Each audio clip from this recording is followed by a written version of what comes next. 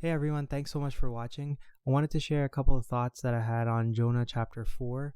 The story is full of wonderful lessons, but there's a few that I picked up here in the last chapter that I really wanted to share with everyone. So there's 4 things: communication, control, compassion, and center.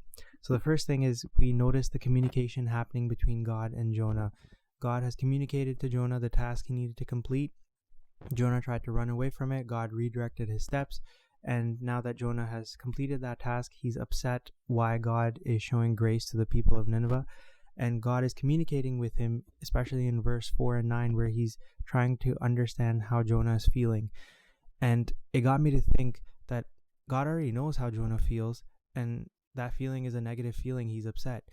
But does that mean that God wants us to come into his presence? And it made me reflect on how many times God has waited for each of us to bring forth our worries, our challenges, our fear, our anger, our frustration in front of him, and have him pick up that baggage for us and help us work through that. So I encourage anybody watching this, whatever you might be feeling, bring it in front of God and he'll help you out. The second thing is control. We see how much control God has over the entire situation, and he uses every action and decision that Jonah made, he uses it for his own glory.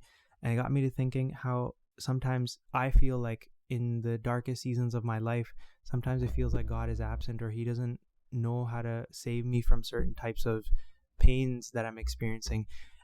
But this story was a great reminder that God is always in control, and he can use anything for our good and his glory. The third thing is compassion. We see compassion in this story from God because he wants to save the people of Nineveh. And in verse 2, Jonah describes God's characteristics. And then verse 11 really hammers that point home, because God talks about how Jonah's upset about a plant that was eaten by a worm. And he didn't know that plant up until that day. But God says to him, if you care so much about a plant, why shouldn't I care about the 120,000 or more people of Nineveh who don't know their left hand from their right hand? And it's so important that we take this characteristics and apply it in our life, because maybe there's an area where we're not showing compassion to others. Maybe we expect full grace from God, but we expect the full hammer of justice from him when it comes to other people's mistakes. So I urge you to reflect on where you might need to bring that compassion into your own life for others. And the fourth point is the center. Who is the center of our lives? Is it ourselves or is it God?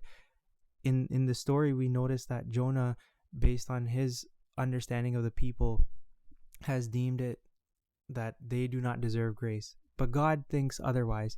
And sometimes it's easy to judge Jonah and think, why is he so aggressive, or why is he so judgmental? But you know what? We're all Jonah in some way.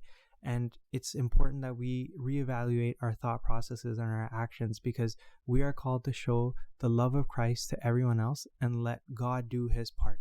So I urge anybody watching this today that if you're being a Jonah anywhere in your life where God is calling you to do a task, or God is calling you in a certain direction and you're running away from it, or you're thinking that you know better, pause, pray, and let God do his job and do your part. Because I assure you, wherever he's leading you, it's going to be the best. God bless you.